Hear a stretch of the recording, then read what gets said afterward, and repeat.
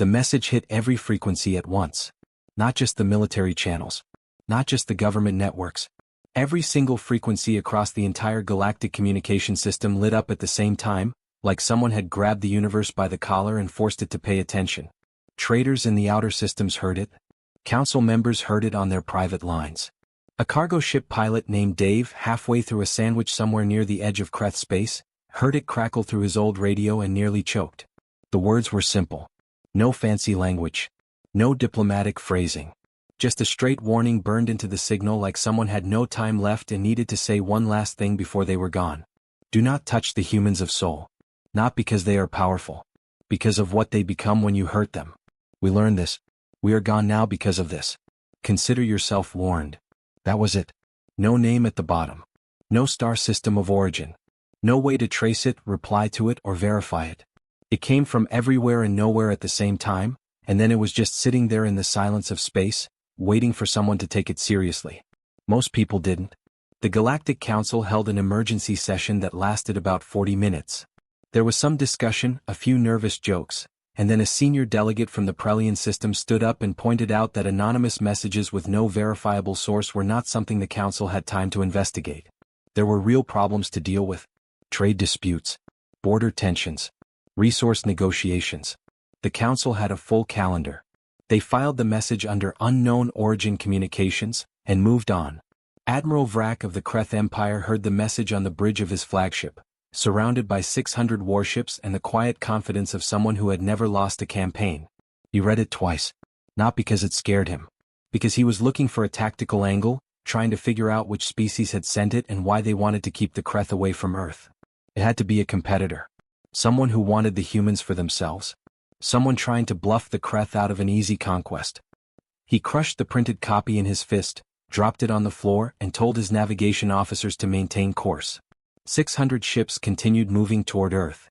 Bill heard the message at his desk in the basement level of the Galactic Council's archive building, surrounded by 30 years' worth of files that nobody else ever looked at. He was 63 years old. Bad back. Wore the same style of brown jacket every single day. Drank cold coffee because he always forgot about it until it stopped being warm. He had worked in the archive longer than most of his colleagues had been alive, cataloging the histories of civilizations that no longer existed, recording the last known details of species that had vanished from the galaxy without much explanation. It was not a glamorous job.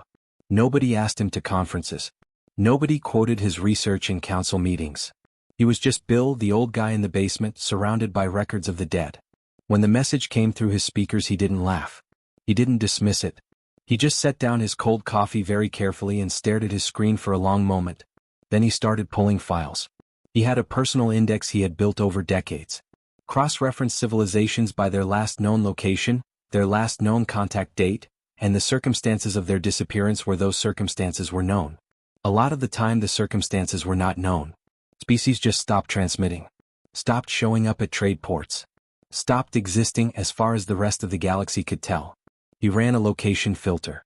Civilizations last documented within a certain range of the Sol system, the human home system. 7 results came back.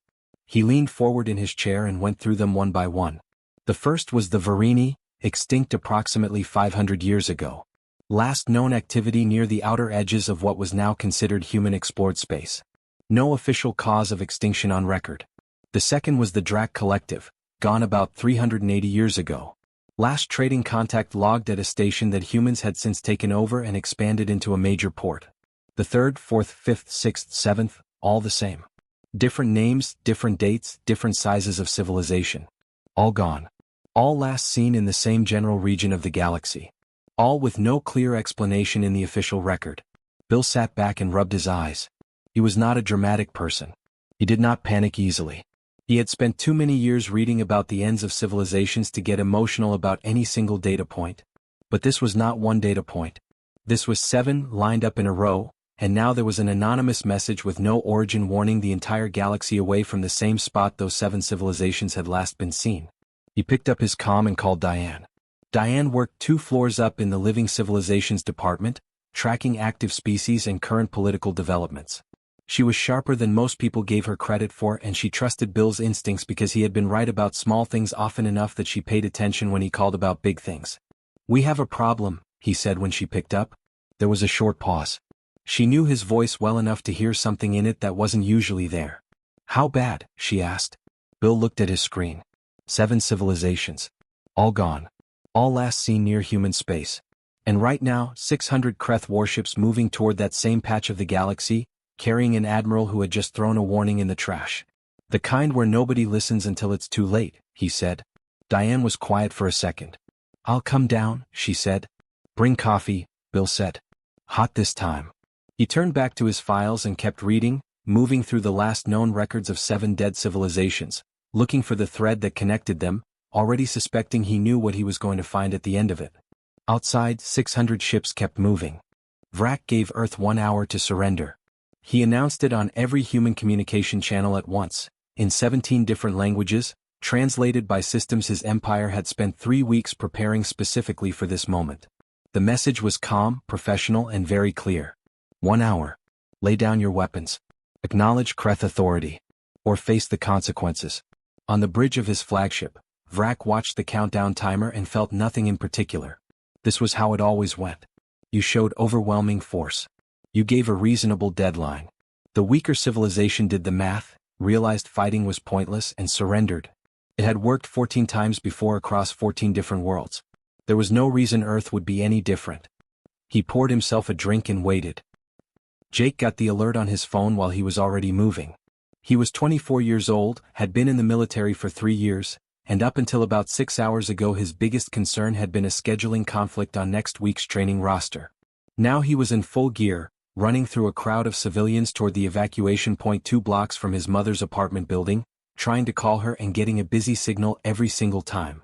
He found her on the street with a single bag over her shoulder, wearing the blue cardigan she always wore when she was trying to stay calm. She was 61 years old and she was not panicking. She was just standing there in line with her neighbors, shuffling forward toward the buses, like she was waiting to board a flight somewhere. Jake pushed through to her. She grabbed his arm when she saw him. I was wondering when you'd show up, she said. You packed 1 bag, he said. It has everything important. He looked at the bag. It was very small. He decided not to ask what she considered important because they didn't have time and he already felt something tightening in his chest that he needed to keep under control right now. He walked her to the front of the line, said a few words to the officer managing the buses and got her a seat. She hugged him at the door. He kissed her forehead and told her he'd see her soon and she pulled back and looked at him the way mothers look at their kids when they know something is being left unsaid. She didn't call him on it. She just nodded, squeezed his hand once and got on the bus. Jake stood on the sidewalk and watched it pull away. Then he turned around and went back to his post. He moved quickly and kept his face neutral and did not let himself think too hard about the fact that he had just told his mother something that might not be true. The hour passed. No surrender came. Vrak waited an extra 4 minutes just to be certain. Then he gave the order. 4 cities. Chosen for size, for strategic value, for the message their destruction would send. The strikes came from orbit, fast and precise, and within minutes 4 places that had existed for hundreds of years simply were not there anymore. The silence that followed was heavy even from space. Vrak leaned back in his chair and waited for the surrender broadcast. It would come within the hour, he figured. Maybe 2. The humans would need a little time to process the shock, to have the internal arguments, to reach the obvious conclusion. He had seen it before. The moment a civilization truly understood that resistance was pointless was always followed quickly by someone picking up a comm and asking to negotiate terms. He was fully prepared to be generous. Labor agreements. Limited autonomy in domestic matters. Fair resource quotas. The Kreth were not monsters. They were administrators. They just needed acknowledgement of the new order. What came instead was not a surrender. The humans broadcast on every available frequency. Every channel Vrak had used to send his ultimatum they used right back. And what they sent was not a threat. Not a military response. Not a desperate last plea for mercy. It was a list. Names. Just names. Read out loud, one after another, by a rotating group of human voices in different languages. Calm voices. Not angry. Not broken. Just steady and clear and completely relentless. A man's voice for a while, then a woman's, then someone who sounded very young, then someone who sounded very old. They didn't editorialize. They didn't make speeches between names. They just read. The broadcast ran for 9 hours. Vrak let it play through the bridge speakers for the first hour because he thought it would stop. Then he turned the volume down but left it running because he was certain the surrender would interrupt it any minute. By hour 4 his communications officer asked if they should jam the signal. Vrak said no. Let them have their moment. Grief was natural. It would pass. By hour 9, when the last name was read and the broadcast ended, the silence felt different than before. Heavier in a way that Vrak did not have a word for. He waited another full day. No surrender came. He told himself it was stubbornness. Cultural pride. It would break soon. He had seen stubborn civilizations before and they all eventually reached the same conclusion. He had never dealt with humans before. Lisa was in a basement in Kansas when the strikes happened. She was 19, home from her first year of college, staying with her aunt because her parents were further east and the evacuation routes west had been recommended by emergency services 3 days ago when the Kreth fleet first appeared on every news channel on Earth. She had her aunt and her aunt's neighbor and a dog named Biscuit down there with her, and when the alerts stopped and the noise stopped and it seemed like their part of the country was okay for now, she opened her notebook. She had started the notebook 8 days ago when the fleet first appeared. Old habit. She had kept journals since she was 12, wrote down everything, always had. Teachers used to comment on her memory. She never forgot a detail she had written down and she barely forgot details she hadn't. She wrote down everything she could remember seeing on the news broadcasts before the signal went patchy. Ship markings. The specific geometric symbol on the side of the vessels that appeared most frequently, which she drew 3 times from different angles until she was satisfied she had it right. The way the Kreth soldiers moved in the footage she had seen, the approximate height, the armor configuration. Phrases she had heard shouted in the alien language during intercepted communications that human news channels had played before everything went quiet. She wrote for 2 hours. Then she went back through and organized it by category. Ships, personnel, language, behavior patterns. Then she started a new section at the back of the notebook and wrote 1 word at the top of the page. Names. She left that section empty for now. But she tapped the pen against the page for a moment, thinking, before she closed the notebook and put it carefully in her bag. She was in no hurry. She was 19 years old with a very good memory and nothing but time. Whatever came next, whatever the next month or the next year or the next 10 years looked like, she was going to keep writing things down. Every name. Every face. Every order.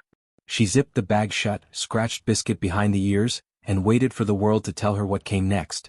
For years passed. On the surface, things looked exactly the way Vrak wanted them to look. Humans went to work in the morning. They came home in the evening.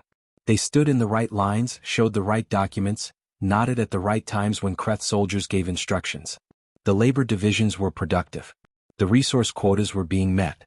There was no organized military resistance, no underground army training in the mountains, no dramatic speeches being broadcast from hidden bunkers. The planet was quiet. Vrak filed his monthly reports to Kreth High Command with the quiet satisfaction of a man who had been right about something. Earth had been stubborn at first, yes. The early months had been tense. But time had done what it always did. It wore people down. It made them practical. It reminded them that survival mattered more than pride. His reports used words like stable and compliant and progressing well. High Command was pleased. There was talk of giving him a commendation. He had pacified a new world cleanly and efficiently and delivered it into the Empire's hands right on schedule. He had no idea what was actually happening. Mike had worked as a mechanic in a small town outside Columbus for 11 years before the Kreth arrived. He was not a soldier. He had never been in the military. He was 38 years old, average height, the kind of guy you would forget the face of 20 minutes after meeting him, which turned out to be one of the most useful qualities a person could have in an occupied world. He fixed engines. He understood systems. He understood that complicated things could be taken apart and studied and figured out if you were patient enough and paid close enough attention. After the occupation began, he applied those same skills to a different kind of problem. It started small. He knew his neighbors. His neighbors knew their neighbors. People talked, carefully and quietly, in places where Kreth surveillance equipment was not present. Mike had spent the first 6 months of the occupation doing nothing but figuring out where the blind spots were. Every patrol route had a gap somewhere. Every surveillance grid had a corner it didn't quite reach. He mapped them all in his head and then on paper, and then he started using them. He made contact with people in other cities, then other states. Then, slowly and carefully over the span of nearly 2 years, other countries. He did not recruit fighters. He was not building an army. He was very specific about what he was looking for: people who were careful, patient, observant, and good at not being noticed. By year 3 of the occupation, Mike was coordinating a network of just over 300 people spread across 4 continents. None of them carried weapons. Weapons got you searched, and search got you caught, and caught got other people caught, and that was the end of everything. What they carried instead were notebooks, small cameras, recording devices built from salvaged components, and the kind of focused patience that only comes to people who have genuinely lost something and decided that the only response that made any sense was to be very, very careful and very, very thorough. They knew the full name of every Kreth officer stationed on Earth. Every soldier. Every administrator. Every commander who had given orders during the initial invasion, and every low-level functionary who had carried those orders out. They had photographs. They had physical descriptions. They had records of specific decisions made on specific dates, cross-referenced with the effects of those decisions on specific communities. They knew things about the Kreth command structure that Vrak's own junior officers probably didn't know, because Vrak's junior officers weren't paying attention the way Mike's people were paying attention. And they had gone further than Earth. A small group within the network, people with technical backgrounds, had spent 18 months carefully studying every piece of Kreth equipment they could get access to. Captured communication devices. Navigation systems pulled from a crashed Kreth scout ship that had gone down in a remote area and been quietly stripped before the recovery team arrived. They reverse-engineered what they could. They recorded everything else. They built a picture of Kreth technology from fragments and stolen hours and the slow accumulation of detail.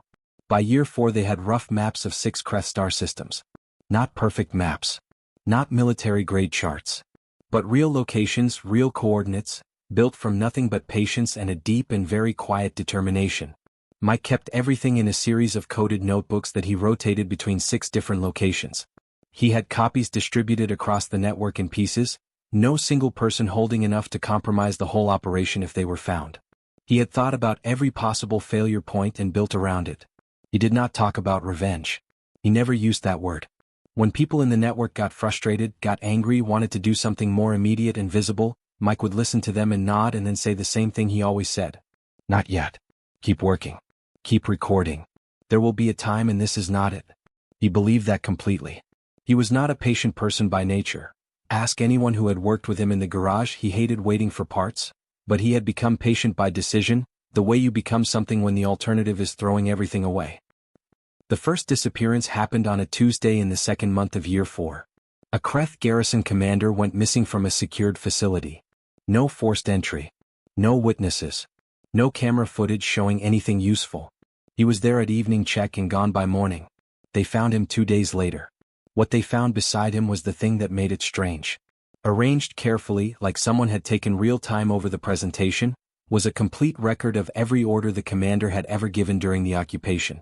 Written out, dated, with specific details that should not have been available to anyone outside the Kreth command system. Names of people affected. Locations. Dates. A full accounting. Laid out neat and clear like evidence prepared for a trial. Colonel Tom was the officer who responded to the scene. He stood there for a long time looking at it.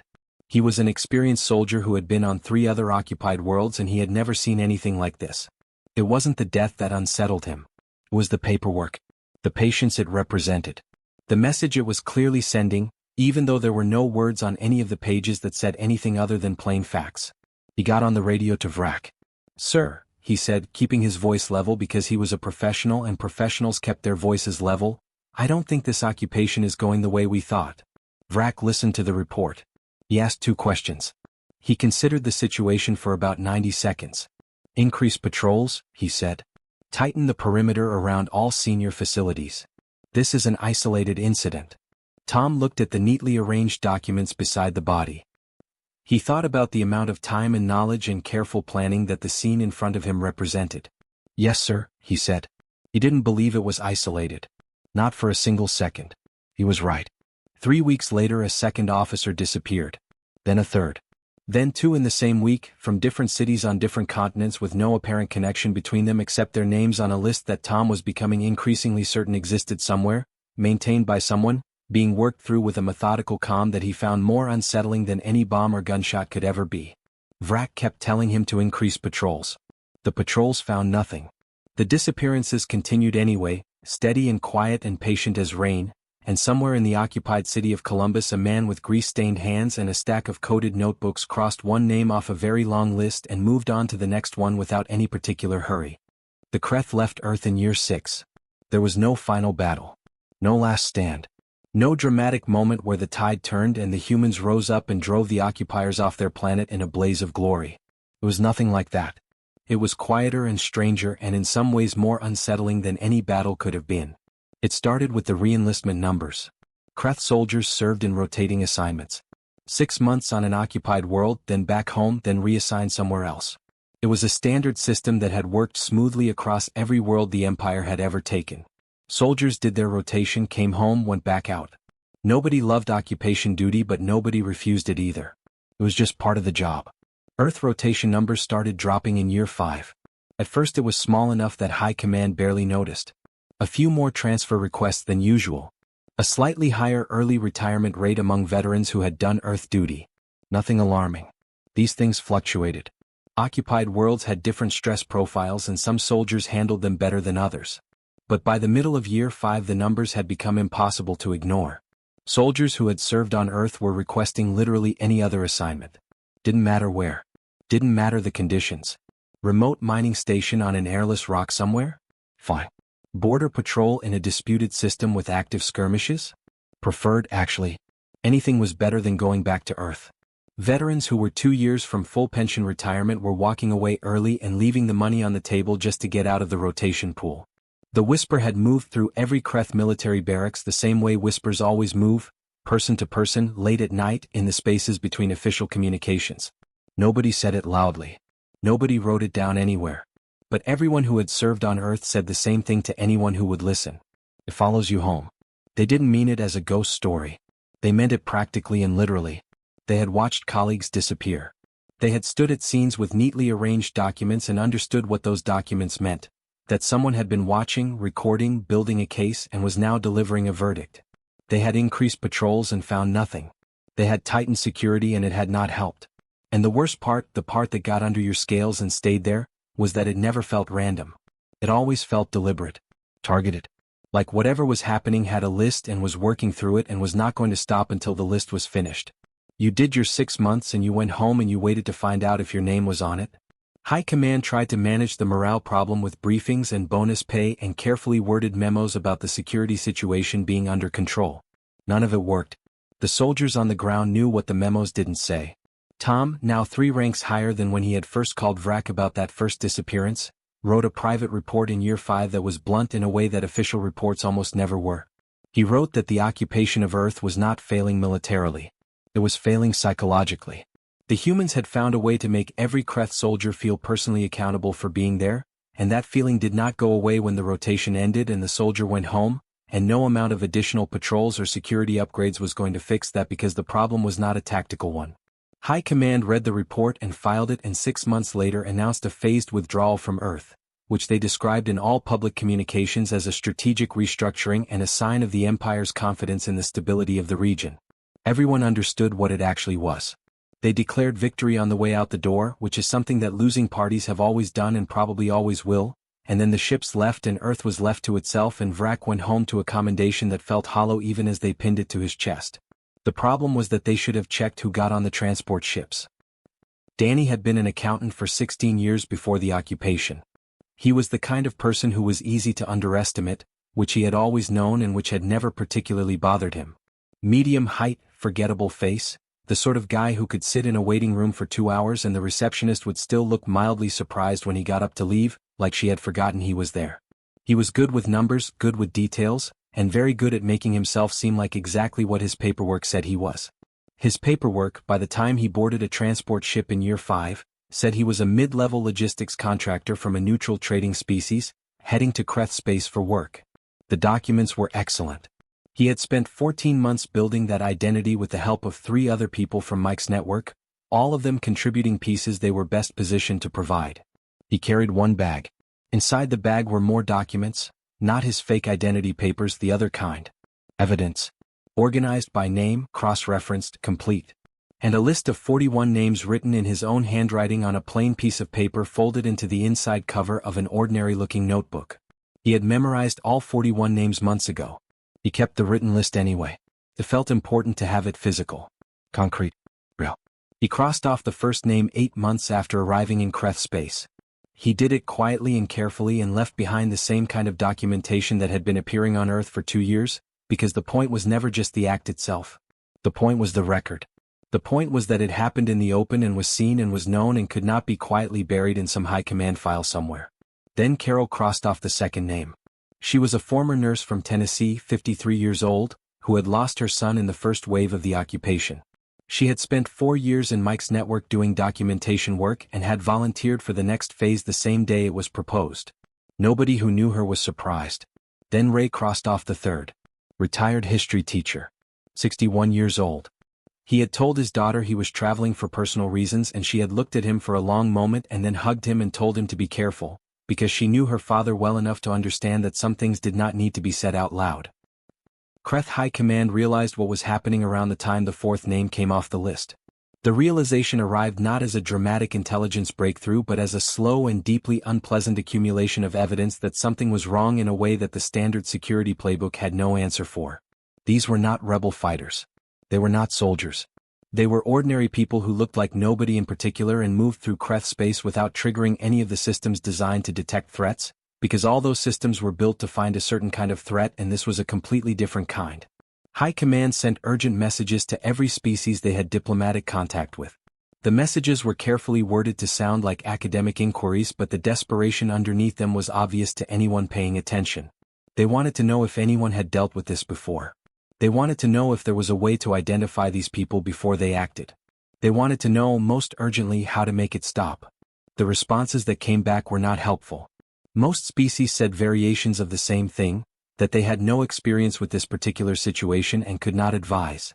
A few older civilizations with longer memories sent responses that were sympathetic in tone but offered nothing practical. One species that had a complicated history of its own with humanity sent nothing at all, which was itself a kind of answer. One old ambassador, from a small and ancient civilization that had been observing the galaxy quietly for centuries, sent back 4 words. No explanation. No context. Just 4 words. Give them the list. High Command read it 3 times trying to find a diplomatic subtext, a hidden meaning, some angle they were missing. There was no hidden meaning. It meant exactly what it said. Somewhere in Kreth space, Danny sat in a plain room with a notebook open in front of him and a pen in his hand. The list had 41 names on it. 4 were crossed off now. He read the 5th name, closed the notebook, put it carefully back in his bag and went to sleep. He was in no hurry.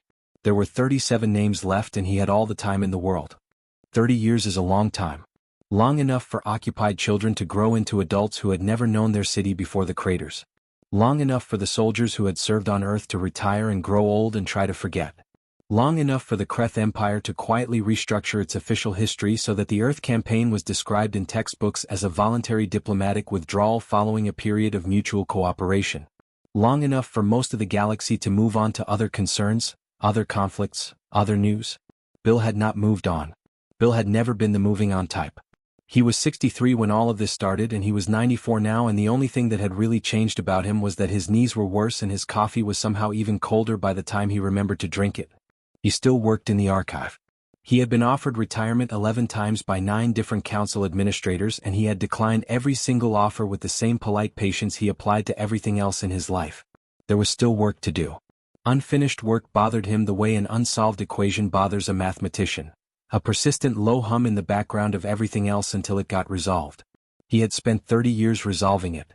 The council chamber was fuller than he had expected. He had asked for a standard session, modest attendance, just the relevant committee members and a few senior delegates. What he got instead was every seat occupied and a room full of representatives from 40 different species, all watching him with varying degrees of unease as he made his way slowly to the speaking platform. Word had gotten around about what he intended to present.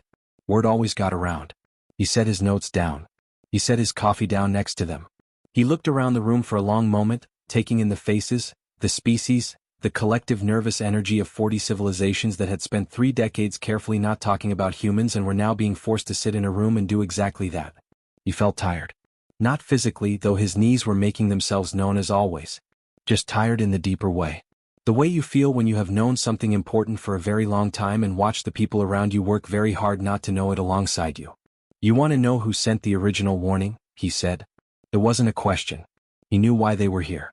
The question had been circulating in diplomatic backchannels for years, quiet, careful inquiries, Nobody wanting to ask too loudly because asking loudly meant acknowledging that the warning had been real and that ignoring it had been a choice with consequences. But the question existed and everybody in this room had asked it at some point and now they wanted an answer. Bill pulled up the record on the central display. A civilization called the Varini, he said. He let the name sit there for a moment. Some of the older delegates recognized it. He could see it in the slight shift of their posture. The Varini were in the historical record, technically, though the entry was short and the cause of their extinction was listed as unknown. They don't exist anymore, Bill said. Haven't for 500 years. At their peak they were a mid-sized empire, about 30 star systems, reasonably advanced technology, nothing exceptional. They were primarily an agricultural and trading civilization. Not particularly aggressive by galactic standards. He paused. Except once.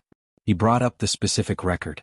It was old, fragmentary, pieced together from sources that took him the better part of a decade to locate and verify. 512 years ago, a Varini raiding party attacked a human colony ship traveling between two of their early settlements. The humans had no faster-than-light travel at this point. They were still moving between their own planetary system at sublight speeds. The colony ship was carrying 8,000 people. Families mostly. People relocating to a new settlement. The Varini took their supplies, their equipment, and killed everyone aboard. Bill kept his voice level and factual the way he always did when presenting research. By Varini standards it was a minor incident. A footnote. The equivalent of a border skirmish. They filed it internally and moved on. The chamber was completely silent.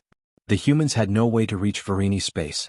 No FTL capability, no star charts, no way of knowing where the attack had even come from beyond fragments of data recovered years later from damaged equipment on the colony ship's debris field. Bill scrolled through his notes. It took them 40 years to develop the technology to leave their own system. Then another decade of careful intelligence work to locate Varini territory. Then they came. He looked up at the room. They didn't come with a fleet. They didn't declare war. They sent a small team of people with documents, complete evidence of what had happened, who had ordered it, who had carried it out. They found every single person who had been part of that raid. The Varini commanders who had authorized it had been dead for decades by then, but their children were alive. Their grandchildren were alive. And the humans weren't interested in the children. They were only interested in the people whose names were on the list.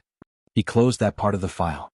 The last Varini commander connected to the raid had been hiding for 20 years under a false identity in an unmapped system so far from the main galactic lanes that most species didn't even have it on their charts. No registered communications. No trade connections. Completely off the grid. Bill picked up his coffee, realized it was cold, set it back down. The humans found him anyway. It took them 50 years from the original attack. But they found him. He let that sit for a moment. The Varini Empire collapsed not because the humans destroyed it.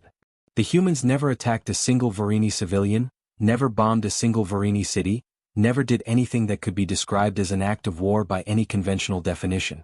The Varini Empire collapsed because of what the pursuit did internally. The fear of it. The waiting. The not knowing when or how or whether it was finished. The political fractures that opened up when Varini citizens started asking their own government why this was still happening and what exactly had been done 50 years ago to make a species with no FTL capability spend half a century hunting them across the galaxy. Bill shook his head slightly. They tore themselves apart from the inside. The humans barely had to do anything except keep showing up. He straightened his notes. Before the last Varini transmitter went dark, someone used it to broadcast a message. They didn't ask for help. They didn't appeal to anyone for rescue or intervention. They used their last functioning communication system to warn strangers. Bill looked around the chamber one more time, at 40 species sitting very still. Think about that. They were watching their civilization come apart. They had nothing left. And the thing they chose to do with their final transmission was try to protect people they had never met from making the same mistake they had made. He picked up his notes and his coffee and stepped back from the platform. That is who sent the warning that this council dismissed as a prank 30 years ago, he said. A people who were disappearing, using their last breath to look out for someone else. He started walking toward the exit. And that is the thing that none of you have ever seemed to understand about humans. When they are left alone they are extraordinary. Creative and stubborn and loud and completely impossible to predict in the best possible way. He reached the door and stopped with his hand on the frame. But when you hurt them, when you really hurt them, they don't become monsters. They don't become destroyers. They become the most patient, thorough, and quietly unstoppable force of accountability that this galaxy has ever produced. He looked back at the room one last time. The Varini tried to warn you. I tried to warn you. 30 years ago in this same building I called Diane and told her we had a problem and nobody listened. He pushed the door open. I hope someone in this room is listening now. Because the Kreth list isn't finished yet. He walked out. The door closed behind him. The chamber stayed silent for a long time after that. Back on Earth, in a government building in Washington that had been rebuilt twice since the occupation, Diane sat at her desk in a small office at the end of a quiet hallway. She was 81 years old. She had worked in this office for 22 years. Her desk had a lamp, a photograph of her and Bill from about 15 years ago at some forgettable council reception, and a plain folder sitting open in front of her. Inside the folder was a list. It was not the original list. The original had been rewritten so many times across so many years, passed through so many hands, updated and verified and re-verified, that the current version was clean and typed and official looking in a way that the first handwritten versions never were. But it was the same list. The same names. The same purpose. 41 names total. 39 were crossed off. Each one crossed off cleanly in the same way with a single horizontal line through the name and a date written neatly beside it. 2 names remained. Uncrossed. Circled in pen by someone at some point as if circling them made them more real. More present. A reminder that the work was not finished. Diane looked at the 2 names for a moment. She had looked at them many times before. She knew everything about both of them, where they were, what they had done, what the evidence showed, what the record said. The documentation was complete. Had been complete for years. It was only the final step that remained, and the final step took the time it took. She picked up her pen. She wrote a date next to one of the circled names, drew a clean line through it and set the pen down. 39 names crossed off became 40. 1 left. She closed the folder, stood up slowly and walked to the window. Outside it was an ordinary afternoon. People walking. Cars moving. A kid on a bicycle. The city getting on with itself the way cities do, carrying its history underneath the surface of the present moment the way all cities do. She stood there for a little while just looking at it. Then she went back to her desk, opened the folder again, looked at the last remaining name and picked up her pen. There was still work to do.